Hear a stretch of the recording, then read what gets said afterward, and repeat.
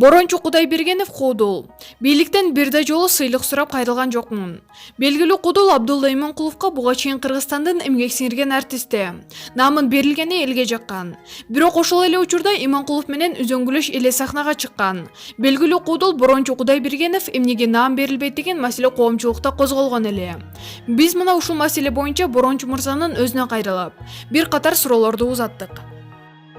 Борончу мырза, мамлекеттик наамга деле илинбей калдыңыз окшойт.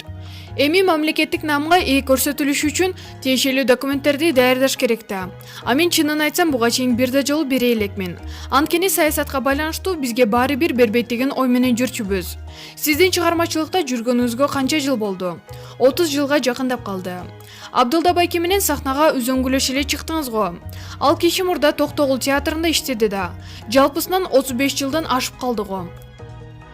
Мага наам бербейт деп түңүлүп калгансыз го. Чынында кайрылган эмесмин.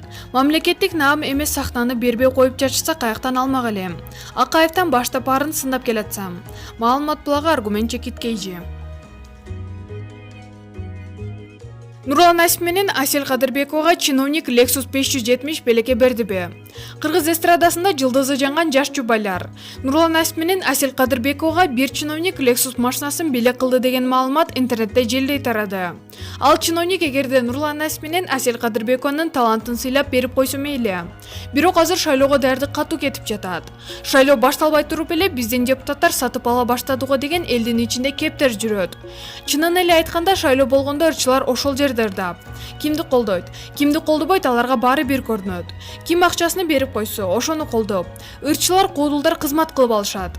Өз мекенине карата патриоттук сезимдин кереги жокпу деген суроону пайда кылат. Маалымат булагы аргумент чекиткейжи. Садыр Жапаровдун уулу менен кошо кырсыкка кабылган кыз ооруканадан чыкты.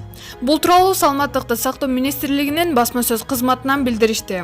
Маалымат калайык, жабырлануучу кыз 5 сентябрь күнү ооруканадан чыгарылган. Ал бардык тийиштүү дарылоонуудон өткөн жана абалы туруктуу. 26 август күнү Садыр Жапаровдун туугун уулу Дастан Садыр уулу жол кырсыгынан каза болгон. Маалымат булагы Калыс медиа.